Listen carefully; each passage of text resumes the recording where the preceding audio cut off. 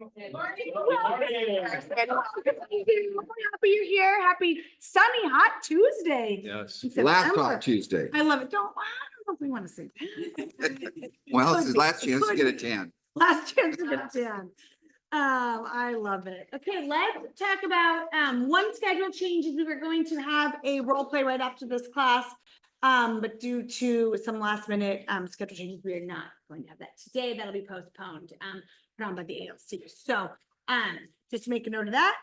And one thing that is happening right after this that is kind of cool is two of our agents, Pam and Laura, have a listing that their lawyers is hosting a CE class at their listing. So this isn't like Keller Williams sponsored necessarily or anything, but it's just pretty cool that they're having a CE class at their listing and it's on smart homes. So if you're not doing anything right after this, it is 11:30 to 12:30 and lunch will be provided and it'll be all about smart homes.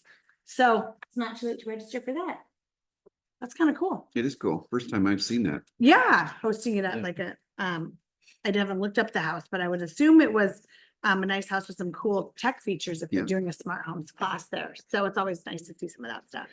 And then this week we have our once a month contract mastery with Joe. Speaking of needing a tan, It's not too late. It's not too late. Yeah. Lunch will be provided. If you're a new agent, you should 100% be there. If you want to brush up on the sales contract, you should be there. exactly.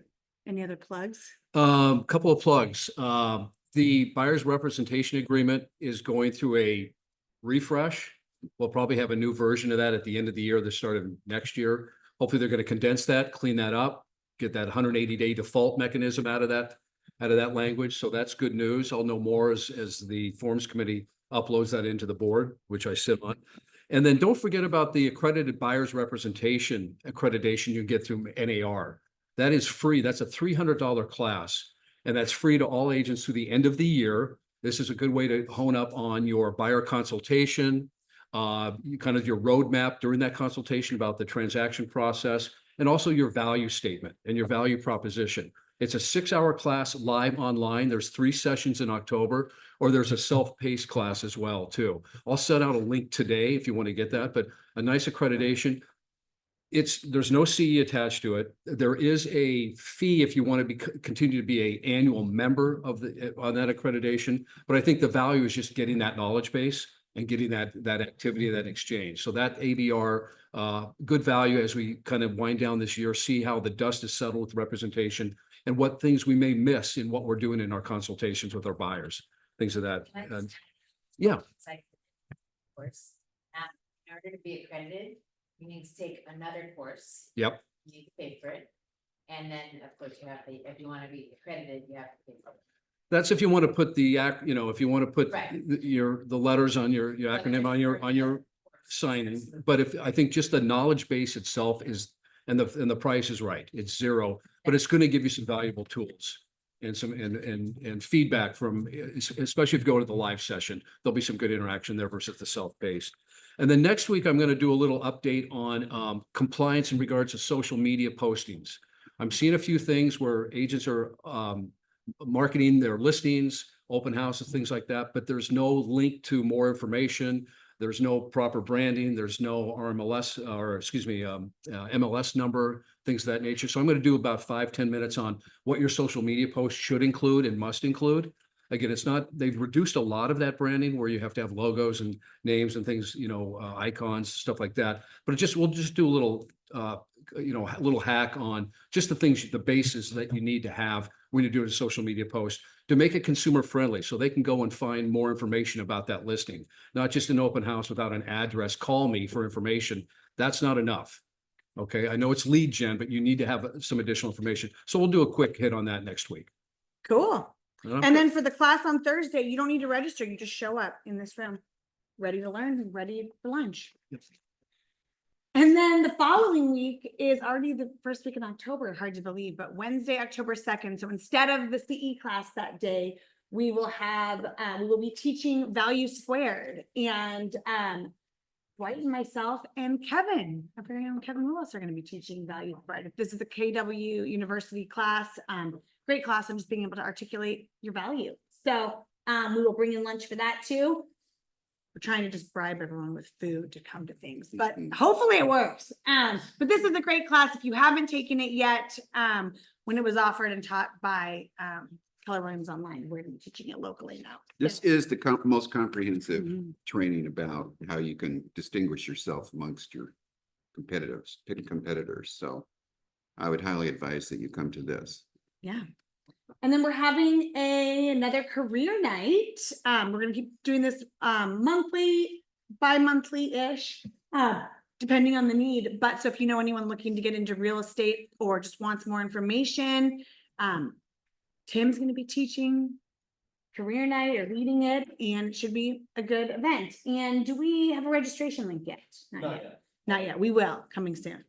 But just keep your ears out if anyone you know is interested in getting into real estate. And then we have a lot of good things coming in October. So I just wanted to, this is kind of a looking out. We partnered with KW Wealth. A lot of you guys came to the live stream last week, but this is a live event that we're going to be having here at our market center, but we're partnering with 3 other local Keller Williams market centers to put this on. And there's a, we're paying the people from KW Wealth to fly in for this. And it is going to be a 3-hour wealth building workshop. And then it's going to be followed by a happy hour. KW Wealth actually suggests that we charge $2.99 for it. But since we offered up our space here, we wanted to, even if we were willing to take a little bit of a loss as a market center, like we wanted in conjunction with the other market centers, we wanted to make the cost affordable. So space is limited. So this room like maxes out at about 80. So we don't have the link. KW Wealth is creating the link, the sign-in link themselves. So we're still waiting on that. I was hoping we'd have it today, but we should have that soon. But I wanted to just put this out there so you can mark your calendars. It will be $99, but it is, you will leave there with a wealth plan. And this is, they have 8 pillars, and investment properties of like real estate is just one of the 8 pillars. So this is a lot more holistic as far as managing your money and investments and things like that. So this should be a really great one. So save the date for that. And it's probably going to be competitive to be able to get in. That's what I would expect. Oh yeah, it'll for sure sell out. Because this is the first time we've ever done this. So, if we had 4 market centers, there might only be 25 or 30 tickets available for our market center. People are going to have to move fast. Can we bring guests? You can bring guests, yes. And bring guests. Honestly, like it would even pertain like other industry people, even if they're not in realtors, but there's gonna be part of it, like building your wealth business alongside your real estate business. But we're partnering with the Keller Williams in Northeast Portland, the one off of Barnes Road, and then Sunset Corridor in Hillsborough. So all 4 of us are coming together to bring some like really high value classes and trainings for the future. I think we're going to do this again next year for like with the luxury, some of the luxury won't get them to fly in. So we can just keep providing really good high level classes for you guys. And to fit 80 people, the doors will be up and there'll be tables going all the way to the coffee bar. So it will be crowded. In a good way. Not In a like good way. smash. Yeah, you can meet Keller Williams agents and other officers. It's a happening way.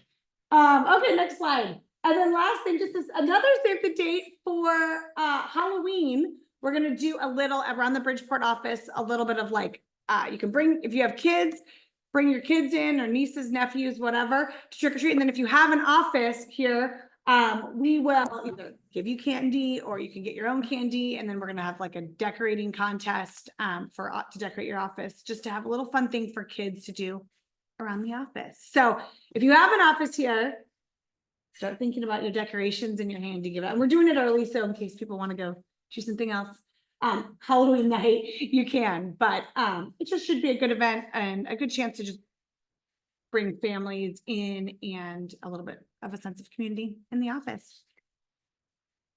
Okay, Homefront Mortgage, we are growing. So we have Ty Starr, who you guys have met the last couple of weeks, and then welcome to Kylie Brenning. And why don't you guys come up? Welcome. And both of your contact info is up there. It's the first things at Homefront Loans, and we'll have information out in the center area there with like all of their contact info cards and flyers and things Yeah, welcome, Kylie. Hi, guys. Nice to meet you. I'm Kylie Running. Glad to be here. I'm like, I didn't really rehearse anything. I'm gonna be in the office, probably like 2 to 3 days a week. If you guys have any questions or need help with anything, we are seeing like a really nice shift in the market. I've had a lot of clients come out of the woodwork lately. We're locking FHA loans at well below 6%, which is awesome. If you guys haven't contacted any of your people that were kind of sitting on the fence, I definitely would. It's also super easy for us to get you like basic pricing. If they kind of know what their credit score looks like, what, how much they're willing to put down and like what price range they're looking at, it takes us about 15 minutes to like really price that out and get you a good solid number. So don't be afraid to reach out. We're always available to you guys. And yeah, thanks for having me. Yay, we're happy Thanks, you're here. Ty, do you want to add anything of like what you guys are seeing? Mortgages or anything, not to put you on the spot, but. I mean, First of all, happy first week of fall, everybody. woo. Can't believe it's here already. Yeah. No, along with what Kylie said, we're really excited to be here, by the way, so, so nobody can predict rates, right? Anybody that says they know what's gonna happen, they don't. I mean, it was just this time last week, we didn't even know it was gonna go a quarter or a half point. So anybody that says that it's, if they can predict what's gonna happen, they're, it's just hot air to me. But they are saying we could see anywhere from another quarter to half a point by the end of the year. My opinion is to me, people move on fear of loss. And so I would promote, hey, we're just gonna get lower later, and then people just kind of, okay, well, then I'll wait. It's better to get people pre-approved now, and then we can always, their approval is good as long as they don't, they didn't change their job or their credit wise, we can always renew their approval every 90 days. It's not a big deal. But at least they're set, ready to go. We can lock the load and we can get documents, updated documents when they're ready to go. That's what we're here for, is get them educated, ready to go. So that way we're not waiting, right? So does anybody have any questions, any scenarios over the weekend, anything like that? Austin. Yeah, I was just curious, what price points do you see people get pre-approved at right now? Price points? Yeah. For like a conventional? Yeah, I mean, or whatever you're seeing. Just above 6 right now. It's just above 6. We predict by this time last year, like maybe Q4 next year, we definitely will see in the like low 5s to high 4s potentially. Wow. That's what they're saying. Okay, I'm guessing between 5 and 5.5, just to be safe, because I don't want nobody to come back at me. Maybe it's recording. It is recorded. But it is on a downward.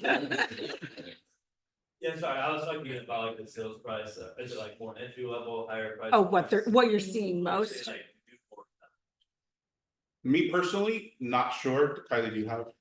I'm getting a lot of first time home buyers, so it's gonna be in that 450 to like 600 range, which seems crazy for a first time home buyer. It's very expensive, but that's what we're seeing. I've gotten a couple lately, where their second home purchase, so the price point's a little bit higher. But some of those have been relocations, actually, like quite a few of them have been relocations. But I think you're gonna see a lot more first timers or people that are in those slightly lower price ranges. But also with the rates lowering, it's gonna kind of move some of those people that didn't want to get rid of their interest rate, right? They didn't want to sell their home. So I think you'll see a little bit more movement in those higher price points, maybe in the next like 3 to 4 months. Thank you. Yeah. When we had that big refi boom, 3-4 years ago, about 60% of homeowners refinanced in the 3s. So they're very slow to want to give that up to either downsize or upgrade. So as rates start coming down, we'll start seeing, homeowners wanting to like, okay, this is a good time to upgrade or downgrade or what have you. So. Yeah. Awesome. Thank you, guys. We're happy you're here. Are you guys seeing any fixed rate seconds? Are you seeing any fixed rate seconds? Yes. Fixed rates. Yeah, fixed rate seconds. So here's the trick. If you're sitting on a home, prices have literally not gone down in Portland. We can agree on that, right? And probably have gone up a little bit in some price ranges. So if you have a client that's sitting on a 3% loan and their price has maybe even gone up a little bit, and they can get a 30-year fixed rate second. So let's say they're sitting on 500,000 or 400,000 at 3%, and they can borrow 150 at 5% or 6%, their blended rate is under 5. And they now have 150,000 to buy their first income property. right? That's what's gonna start happening. So this is important because they are doing seconds and we're gonna be doing commercial loans too very shortly. The fixed rate second is also a little bit different. Sometimes you'll think about somebody pulling out their equity like with a HELOC or like a cash out refi HELOC. So those rates can actually vary over time, but a fixed rate is that's what it's gonna be for the life of the loan. So. it kinda Yeah. Makes That's it great. not so scary. Yeah, there Mhm. are fixed rate HELOCs, so home equity lines of credit that you can go, you know, they can pull all money out and put back in and amortized over 30 years. There are HE loans that are, you know, they get all the money back and it is fixed the whole 30 years, and you can't, it's not like a line of credit that you pay back and whatnot. Right. So my HELOC, I took out a HELOC at 3. It's right now it's at 6.78. Hmm. So I would love to take out a 5% or 5.5% fixed rate 30-year when I have an underlying loan that's at 3 or 3.5 or 2.5 or 2 3/4, because my combined payments are not changing that much. And it helps free up a huge amount of money to be able to build my wealth. So this is the opportunity for those people to buy their first rental house or duplex or whatever it is. Cool. So we are excited about all the options now we have with Homefront. So if you have any questions, come find these guys. They're in the office, the Homefront office where it's always been. And yeah, ask them questions or reach out. They're here to help us. Okay, we have a couple of haves and wants people have submitted. So again, just a reminder to not forget to submit your haves and wants. It's a good benefit of being a brokerage with a lot of other successful agents. So Austin, Ramey here, you have a have, 4-bedroom, 2.5 bath in Sherwood. And then Linda Heinrichs, posted a have here, a 1-bedroom cottage, 350. And this is a pocket listing. So this one's not, on the MLS, and it's 1 bedroom, 1 bath. Where is this? Oh, Belmont, Wilshire neighborhood. So, or Beaumont, Wilshire, excuse me. So, reach out to either of them if you have clients and buyers that might be a good fit for those.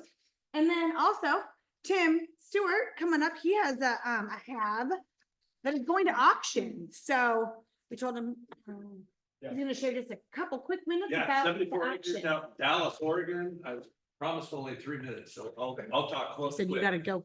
2,300 square foot home, 3-bedroom, 2-bath house. It's built in 1968 with a huge barn, and 30 acres adjacent to it are both, we're gonna sell both at auction, October 16th. It's got a great 3-bay barn or shop, all metal. I've got another one, that I didn't have pictured, but it's the 1968 home, hasn't been updated. So everything sells as is. We'll get into go ahead. Oh, I missed the color, Williams carpet color, so. Our garage, you know, it's totally dated, but we have a home inspection, already done. Go ahead. Here's the barn, 108 foot long and 60 feet wide with a little pink shed on the side. Here's, the QR code takes you to the bidding and the, you can watch the auction if you want to. So 17 miles from Salem in Dallas, Oregon. Go ahead. Couple things, it's $10,000 per property for a deposit. The buyer pays the commission. There's a 10% buyer's premium. So whatever the high bid is, we add 10% and the buyer pays it. So the buyer gets to pay their own broker, basically. We've got the home inspection done. The preliminary title report should be here today. The well test and the septic inspection, the pumping will be done before the sale. Again, the sale is October 16th at 5:30. 2.25% buyer's broker fee. And what? Wait, will you explain that? I'm sorry. So they add a 10% on the buyers and then that covers them. It covers them, it covers us. But if like one of our agents has a buyer. Yeah. How do they get that We're 2.25? paying 2.25. You guys are paying that Yeah. already. Okay, Seller cool. agreed to it. Sellers agree to it. So Buyer that's pays good. it, so times 61.5 does the other. Go ahead. The 43 acres is a suggested opening bid of 525. It's tax assessed just over $1 billion. The opening bid on the 30 acres is $245, and that's tax assessed at $545. So we have a couple of the type of the auction. It's a live public auction, but we'll be simulcasting it as well online, and that's where the QR code that will take you to the bidding platform, which we have now is kwpp.highbid.com. Cool. We've got a Kubota tractor that we're gonna sell and a cute little John Deere bulldozer. And some. Those come with it? Or No, they're separate? sold separate. We gotta maximize the dollar for the seller. You can buy that- you can buy that for your boys in the backyard. Yeah, right. So what do you need to participate in the bidder registration form, which we are working on right now, the broker registration form, so you need to register your buyer. Title and escrow are the same as the traditional transaction.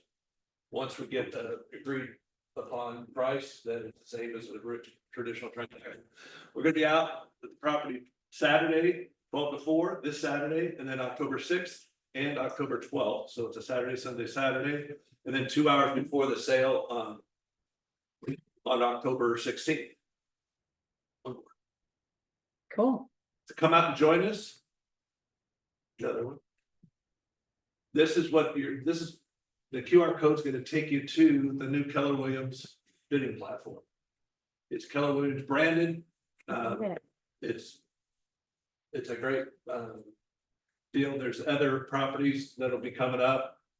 And I think that's about it. That's awesome. Great. Thank you, Did I Tim. make the 3 minutes? Yes. I Yes, think it was great. I that's the fastest we've seen Yeah. Tim speak. So, I think a lot of times as agents, we might shy away from auctions or try to we don't know. So it's great to know that you can get paid as a buyer's agent. Or if you have sellers or a listing that is not selling or a weird property or just, something more unique or a large acreage, go talk to Tim. He is our local auction expert. So maybe selling at auction makes Yeah, sense. correct. The QR code takes us there, but that property is not there yet. It's not built yet. I'm building it. I was building it as I came over here, so. Cool. The timing of the auction, we signed it a week and a half ago, got photos, we got the home inspection. We got signage going up, so it's kind of like a ready, set, go, and you hit the ground running. We scheduled the date, got the preview date, so we'll have the property information package. That's one thing that I didn't mention in there, available probably by the end of this week, so. Tim, what's a typical closing timeline on something like this? 30 to 35 days. Okay, So Right. it doesn't have to be all cash. It can be financed. 40% of most of the properties that we do are financed in some sort of fashion. So hard money or whatever. When do you expect that property goes live? Question, I have two questions. What's One, that? When will that property go live on the platform? It'll be by Friday. Everything will be up and running. It's on MLS right now, both of them. Lots of lands for the 30 acres and then just residential for the house of 43. What's that? Yes. 13885 Webb Lane. Webb has 2 B's. It's in Dallas. Is that link something that can be shared with people? What? Is that link something that is a broker or our office, or is that something that you can share with clients? That link. That is something that Dwight approved that I set up. No, but can he share it with his buyer clients? Oh, yeah. Absolutely. That's what it's there for. You can go on and they'll be pre-bidding. So they can get on and bid, whatever as soon as they want. But you want to register them with Tim, so Yeah. you get You wanna make sure protection you for your. get No, we need the $10,000 just proof of funds. Yeah. It doesn't have to be deposited anywhere, just they need to see where it's coming from so that they can make that deposit the next day after the auction. One of the reasons we're highlighting this is that in the near future, you may have a conversation with either a trustee or a bank that says, we have some properties coming up and we want to sell them, but we prefer to sell them at an auction. They don't want to put them on the market and list them and find an agent and go through that process. Now we have it in-house. So you say, our company actually does that. We have someone that can auction it off and we can list it for you and we could sell it for you. Great way to do it is and sell it in true as is fashion. So, Yeah, yeah. These people, it's an estate, and they spent 6 months cleaning this place out. Now, they could have called us and we would have had it done in a month, but sometimes people have their pain and they want to go. They're happy and they were like, oh, we're so thankful that you're working with us. I can sleep now. And we don't even have the auction done yet, but they know that it's gonna happen. It's gonna be successful. Cool. Awesome. Thank you, Tim.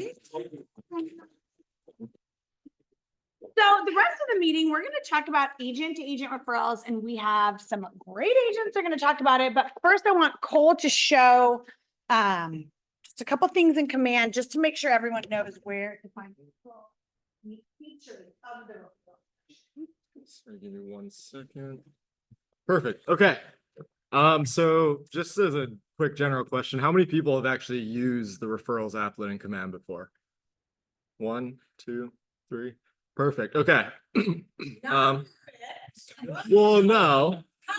So that means I can impart wisdom on them, right? So yeah, I think it's a really powerful tool. Basically, you can come into the referrals applet. I'll take you through the 4 tabs. The dashboard here, you'll see kind of just your overview of invites pending, any referrals that you currently have out to other agents as well. And then your referrals network right down here. The thing that I will show today is the map. So I think this is very powerful because this will pull pretty much every single Keller Williams agent internationally as well as domestically. So if you're looking for someone, I think someone found an agent in Japan when they were trying to do a referral deal there. But I just want to kind of show you guys how it works. So at the very top here, you'll see that you can sort by production, by market center. If you have people in your network that you're looking for, you can sort by your network, or referral patterns. I'm going to highlight this referral patterns one real quick. So this will give you statistical data on where referrals are being sent. You can change the area right here. So I'm just going to go to Portland, Oregon. And you can see that actually the biggest referrals in Portland are Portland to Portland, which it's interesting. But you can also see good 3% are going to Chicago, Eugene, Vancouver. And then you can also switch that to where people are moving as well too. So where people are sending referrals. So just a little extra data for you guys to kind of use when you are looking for targeting different areas to get those referrals from. But How would you use that data? Like now that you know a lot of people from Tampa. You could go to Tampa and pull some of those agents. You could email them, maybe if you have a listing directly. You could contact them. I mean, that's how I kind of interviewed some agents in Buffalo recently and got a referral out of Buffalo. Just being able to use the map and see. Yeah, where it might make sense to make some connections, right? Because it's always, and just make that connection and say like, hey, if you ever have a referral in Portland, if you don't have a partner yet, you know, I'd be happy to help your clients, right? You already see how many are getting sent there. Look at like a bunch of Colorado. it's a lot. Yeah, you could expand. Budget, you could geotag social media into some of those inbound cities. Mhm. as well. Yeah. And then this is updated, I think every month. Yeah. Right? Every month, so. Yeah, so the data is pretty up to date. But what I will show, production. So Julie, when you were looking for a referral partner, Yep. what were kind of the things when you were looking into their profile that you had to make sure that they had? So like picture, anything like that? Yeah, so first from my client, I received an address. Okay. Right, in Buffalo, so then I'm looking for an agent in Buffalo, so I could kind of target into that address area. Mhm. So I looked for that they had done sales within about a 3 to 5 mile radius. Yeah. Read their bio Mhm. and made sure, because I knew this client and it was for a family member of theirs and knew what they wanted. And so then I called and interviewed a couple. I did look at production, but it wasn't, even the lady that we ended up doing the referral with, the agent, she didn't have the highest numbers, but she had a filled out bio, she had like, she had production in that neighborhood. And she picked up the phone. Yeah. And so like you said, I would say, yeah. But so let's say we're looking for someone in Kansas City here. You'll just have to keep zooming in, then the map's gonna get real hectic real fast. Yeah. There we go. You can type in there as well too, but we're just kind of scrolling. Mhm. The red dots are market centers. Yeah. Right? So I get Mhm. asked all the time, where's the closest market center to whatever, right? Mhm. Especially more like rural areas, that's how you can see. So if you click on, or just hover over one of the market centers for a sec. Oh, wait, maybe, oh yeah, you can see. Oh, wait, you can see. Oh, yeah, Yeah. oh, those are listings. Okay, well, where's Mhm. the market center? So scroll back out even farther. Well, we have to turn the the market center tag on. Oh. So now we're filtering by market center. Yeah. How many agents they have, and then you Mhm. can see just agents from that market center. So if you just wanted to look at the agents from a certain market center, you can go that way. Sorry, I didn't do that. And the this right side here will always sort by random. I suggest kind of going in and sorting it by some kind of like closed units, listing sold, whatever you guys prefer. But I wouldn't have it on random. That's a very good way to kind of waste your time clicking through everyone. But yeah, so I'm just going to show a couple examples. Two. Oh, down here, yeah. Yeah, so you can also filter out by specialization, by language, a minimum amount of closed units, and then listing solds, buy sides, any leases, average price points. You can get pretty specific with kind of the person you're trying to find. But for this example, let's do this. Let's go back to production. And then let's say we are looking for a luxury agent that speaks Spanish. Boom, apply filter. Oh, come on. There was someone here yesterday when I was vetting this out. She's disappeared. Okay, maybe not. You know, let's just look for a luxury agent then. We're good. There we go. Perfect. Okay, so now you can see there's 111 people that are tagged with these luxury agent tags. A lot of people ask how to get the tags on your profile. That is something that like through data KWRI, they tag you.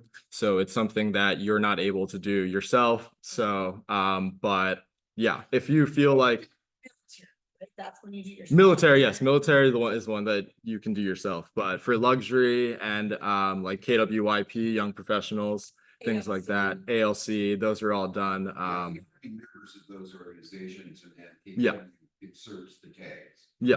So Mhm. I'm a member of luxury, now I have the luxury tag. If I'm a member of commercial, I have a commercial tag. Yeah. And so let's look at just one profile here. You can click on the arrow here and see the drop-down menu. You can see a very short condensed version of their production. But let's say Heather looks okay. So we'll check her out. And it looks like she has a bio, but no picture, right? So are you gonna call Heather? Skip, thank you. Yeah. And Good job. Let's use to think about ourselves, right? yeah. Probably. And so do you have your pictures? You can link every single social media down here that you have. So if you have Instagram, which I know majority of you do, Facebook, X or Twitter, whatever, make sure all of those are filled out because it just makes your profile look that much better, right? And so like even these service areas as well too. Make sure all that's filled out, this bio's filled out. But yeah, this languages as well too. Yeah, languages is a big one. If you fill it out, somebody filters by that language, Mhm. you don't come up. Yeah. So so we wanted to make sure to show this to remind everyone to make sure your bio is updated. Yeah, for sure. And like, let me just scroll out here a sec. I found a pretty good bio in Orlando down here. So let's see. I'm just gonna. Then while you find that, Camryn, Fox and Austin, come on up, because we have panelists for today.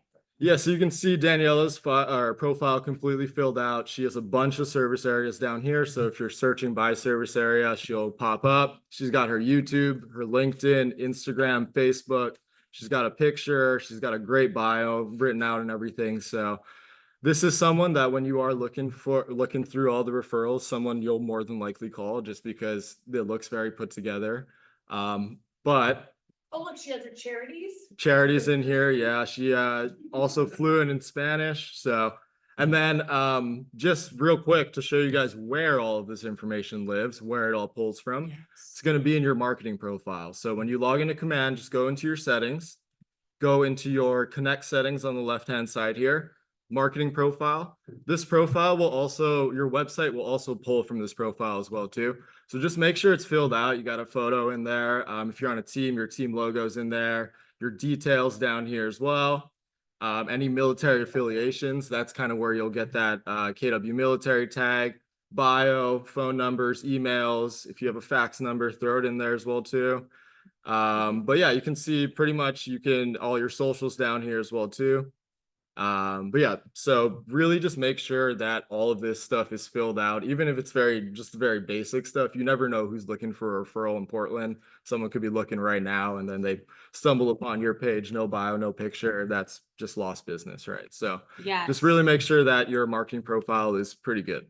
And if you need help, schedule a one-on-one with Cole. Yeah, I'm here too if you guys need any help with any of this. Show us again, basically where the referral is on. Oh, yeah. Yeah. So on the left-hand side here, it'll be your 5th applet down. Just go ahead and click on it, and then easiest way for me to search, just find that. Then there you can kind of filter it out. And you can build your network of people without sending them an actual referral. So you might just be like, oh yeah, I wanted to get some referral partners in Seattle. I wanted to get a referral partner. So You need KWP. Unfortunately, I don't think so. not in command, Yeah, not- no. I mean, you can give a referral to a non-KW agent if you build a relationship like at an event or something like that. Like we don't have rules against that, but you can't find them. Would the referral contract would still hold? Yes, good question. So when we were talking about this topic of agent to agent referrals, I asked Robbie, because she processes all of our commissions, I said, who does most referrals of our agents, or who does a lot of referrals? And she said, both of you, Camryn Fox from Fox Real Estate Group and Austin Ramey. And so thank you guys both for being here. And I just want to talk about let's start with you, Camryn. What do you do? What to build your relationships with people? Who are all these referrals? Yeah, I mean, I feel like everyone loves mailbox money. I mean, you just have to find good partners that you trust, because I'm sure just like you guys, I take referrals super heavily because it attaches your name with it as well. I feel like I've really ramped up my social media to let my friends, family, clients know, hey, I'm a part of Keller Williams. It's the largest company in the world. This is the areas I can help you service. And then if you have friends or family, or you're looking to move out of state or out of area, I can help with that as well. Just let me know. And I've gotten just good response and feedback. That's such a good point, because sometimes people don't even realize that you can help them. So by just sharing that out. Okay, that's good. That's good. What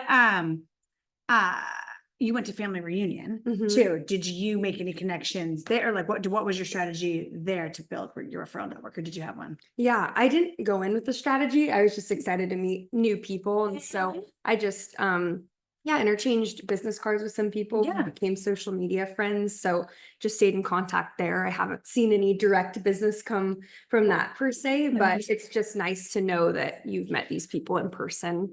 Cool. And that they're good agents working on themselves as well. Awesome. Okay, what about you, Austin? Yeah, I think Who it's are these the same, referrals? just Yeah. like building relationships. I mean, we lead gen and try to stay in front of our clients, and I think it's equally as important to do that with other agents.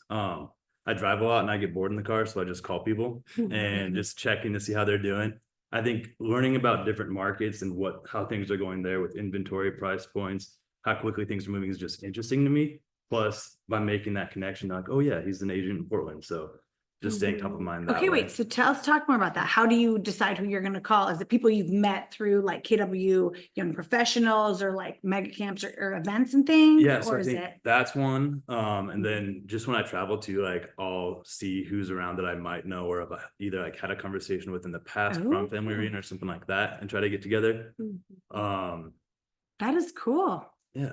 So you're really building real relationships with these people. Yeah, I think it was about last year where my mindset kind of shifted, like, hey, extra money, or this could be like a valuable lead generation source.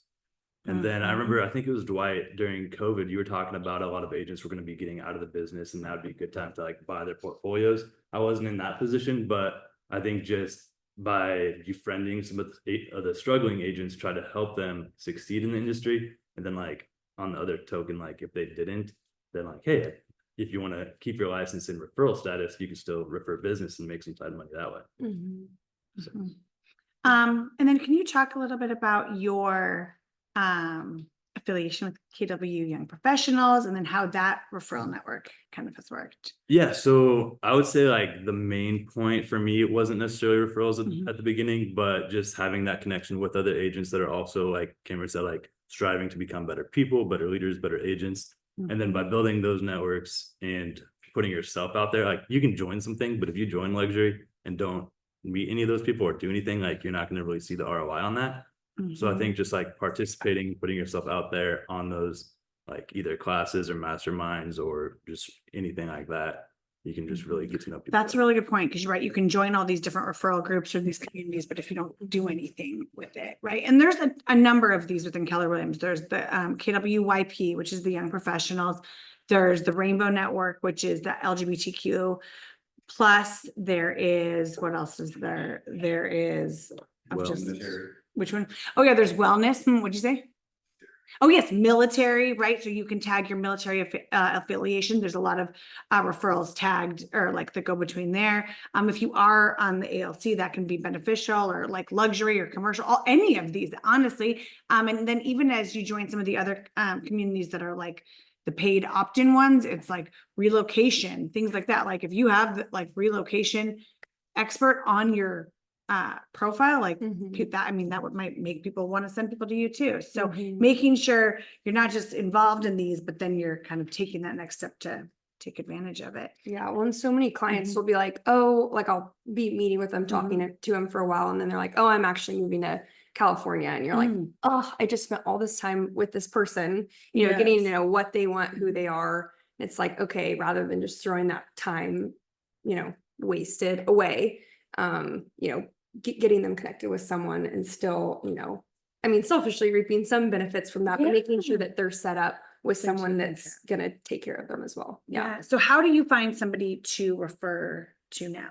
I actually learned a lot from that, Cole. It's like, I think Cole teaches everyone like the second day they join, but then it's like, you learn 100 other things that day too. I do kind of mess around on the map, but all those filters and things helped even more. Some are through social media relationships. I've had like my #1 Phoenix referral partner. I met her through a lender that I work with that she's personally worked with. So I really just try to vet people. It really helps when they've had a relationship with someone like on the team. Like my Coast referral partner was a friend of one of our Vancouver agents. So it's just kind of like I always ask people I'm around, like, hey, do you know a great person you like and trust? Or going through the KW site.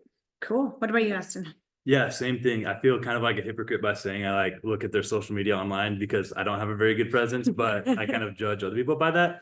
But then, yeah, I think once you find that person and go through the interview process, like I want to make sure that I'm setting the client up for success, and because it ultimately will reflect badly on us if they don't have a good experience. So then tapping into that relationship further, saying like, hey, this is like, I guess it depends if you're sending it or getting it, but like Peter Clark said in his buyer consultation, like, hey, if we do X, Y, and Z, meet your expectations, we expect a 5-star review and a referral by the end of this transaction. I kind of do the similar thing with the referring agent. So like, hey, if we treat your clients right, communicate to you through the entire thing, exceed your expectations, will we be your one referral partner in Oregon? I love that, because you guys do that promise too, right? Your team. So right, but then taking it that next step further for referral partners. I like it. Robbie. A question for you guys. What do you guys do post referral to follow up? Good question. With the agent or the client? Yeah, to see if the agent's still taking care of the client, or kind of what's your process there look like? Do you have it? I check in like after a few weeks. I've had really good experiences and really bad experiences. I sent this one guy in Spokane, a client that ended up doing 3 transactions, and he didn't even tell me about the like other 2. I'm like, hey, like I know that they're trying to find a place for them all. Like, did that work out?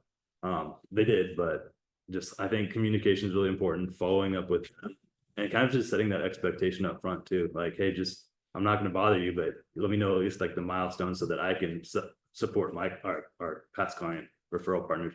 Just to make sure that they're feeling good, feeling supported and stuff like that. I feel like I really have to balance communication with that agent because I've had outside referrals come in and this agent's like nagging me the entire time. I'm like, can you just trust that these people are, like a balance? So after I feel like I kind of try to balance that, just kind of check in, how they're doing without trying to be a nuisance. And then also if I have a personal relationship with the client, checking in with them and just being like, hey, like, how was your experience? Are you guys happy? Like, just like you would as a normal agent. But yeah, just checking in on them. No crazy sauce. What do you guys proactively search for people in certain cities that you might have a future referral in, or that there's a lot of like migration to and from, or do you kind of wait till you actually have a referral to look for someone? I wait. Yeah, for the most part, wait. I mean, maybe a little bit. If someone's like, hey, I'm thinking about moving here next year, then I'm not gonna put like a ton of time into it up front, but I'll take a gander. Yeah. Yeah. I think I've seen people do it both ways, but I think especially like if there's places like Seattle or like places where there's going to be people or like in Northern California, there's some areas where we see a lot of migration looking ahead. Now what do you guys, so if you met someone like from another city, like Austin used to do, like kind of find them, what do you do to stay in touch with them so that they think of you when they have referrals to send to Portland? Yeah, so I try to do like at least quarterly or every couple months phone call just to check in. Depending on the agent, they either like a spontaneous call or they want it to be scheduled in advance. So just trying to be cognizant of that. And then Grace is really going to try to focus on sending cards. So I love just that. staying in touch, just different ways. I like all those little things. Like a lot of times I'll meet people at like the family reunion or different like KW events. And then a couple lately have sent a video after you get back and the dust settles, and it's been like, hey, it was great to meet you. Like, think of me. And I was like, oh, that's a good touch, right? So just some of those little things that make them more memorable than just like your stack of cards or your stack of like, all the QR codes you've scanned of people, like the digital cards. But I feel like doing something to stay ahead, or like sometimes people will give like a little, I don't want to say cheesy, but like a little memorable thing. Like, right? Do you guys ever do anything like that? No, Okay, that's okay. I'm just curious. Yeah. it's a good idea. Right. And I mean, there's so many different ways to build like the agent to agent referrals too. And I think you see like, I don't know if you guys remember the gentleman, Jack, that was part of KW Luxury that came in and taught at one of our team meetings here. That's what he does. He just flies around and meets people and teaches about luxury because he wants to just build his referral network. Like that's he gives like back to get, but that's just kind of like what he does. So I think referrals are really cool because you can take them as like, you just happen to have a lot of connections in other places, right? Because you have a wide social media, right? And you like to travel and things, or you can even take it like to a really extreme level and get like really intentional and like get a large percentage of your business. What other tips do you have for people if they want to grow their agent to agent referrals? I was just say like be nice to people and like try to meet everyone even in the market center, because I was thinking about like who do I help, and it's certain agents that like, come to me for specific things usually, and then who do I go to for help? And I mean Peter, Dwight, Camryn, Bradley for commercial. Julie in jail, like she came into the office today and she was like, hey, I'm really good at flips and this kind of stuff, and I have no information about that. So I think when we have the client for that, be like, hey, help. I love that you brought that up. It doesn't have to be in a different state. It can just be out of your expertise, right? Mark, when it comes to shop buildings and garages. Gracie, do you want to say that? Himself up enough that he is the guy that people call from out of state. Will be in the car and they're going to listing and he'll randomly call like an agent that he introduced me to when we were in even professionals event in LA, and we'll chat with him. And it's like I have that relationship because of him, but he truly like cares about people and he builds friendships with people everywhere he goes. And then they'll call him and ask questions because if he doesn't know the answer, he'll take the time to find that, even if it means nothing for him. So I feel like his referrals have come from, we've worked with a few clients just this summer that have come from another agent who put her license and referral status, but I guarantee he trained her on most of the things that she's learned, and so he just, because he spends all that time on the giving, I think it just like naturally comes back for him. I love that you said that, and that both of you focus on those real connections. It isn't just like about like handing out your card to as many people as you can at a thing, right? It's about making those real connections so that people actually think of you to take care of their clients, Mhm. right? Yeah. What do you think? Do you guys have, do you have a good social media? What are you doing to like, if people look you up? Like, do you focus on what you look like to other agents, like in your website, in your social media and things like that? I mean, I just try to keep a really balanced social media. Mhm. Like, I remember when I first started, I only posted real estate, and a lot of like being younger, a lot of my friends were like, we don't want to see that all the time. And a lot of them aren't buying houses yet. So I really had to learn like, our marketing gal taught us like the 5 pillars, like establish like, you know, your dog, your significant other, your family, like the 5 things that are important to you. And like real estate should be one. So I really try to keep it diverse. Like I'm a human being. I'm not just a real estate robot. Mhm.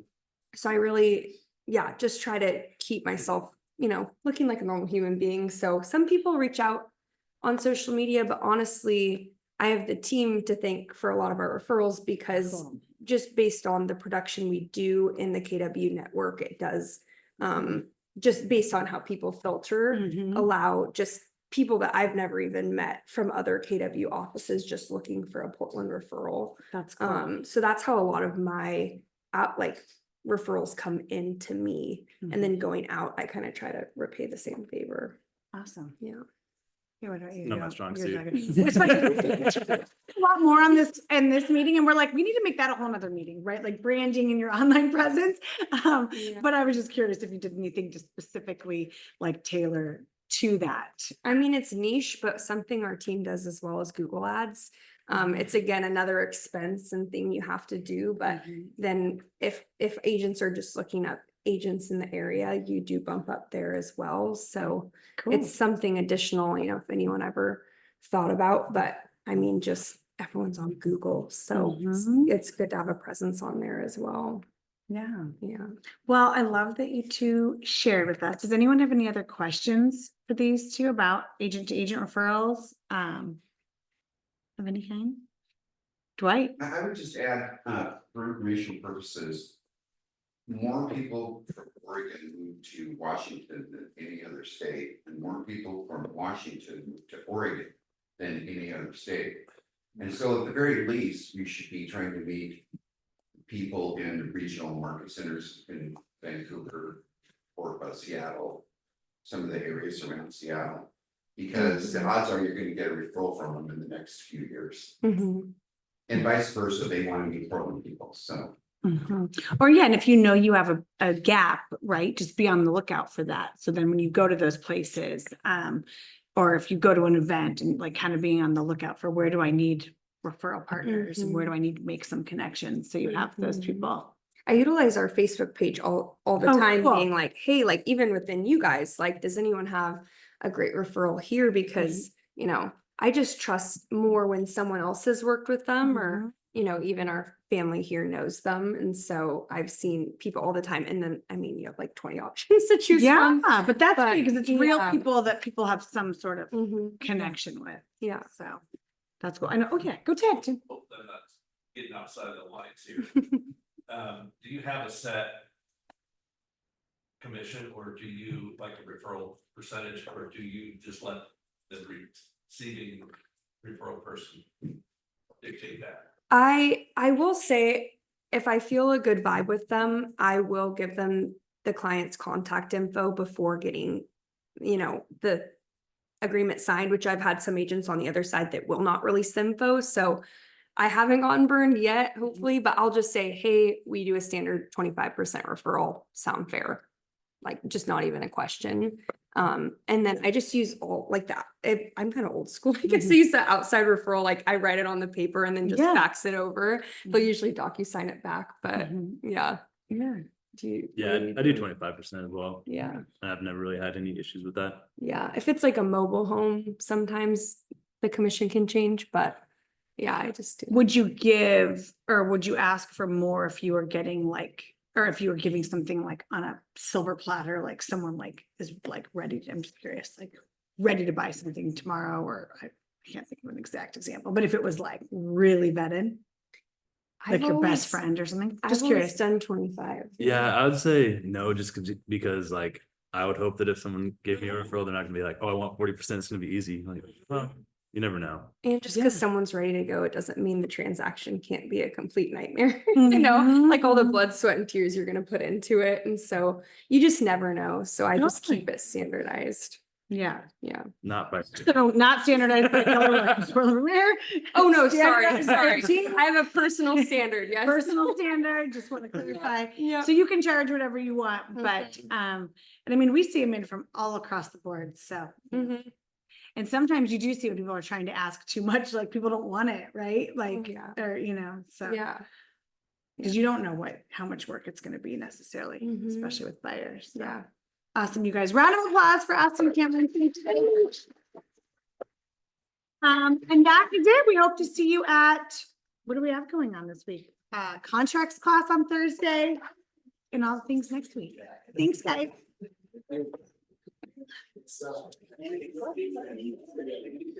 Thank you guys for being here.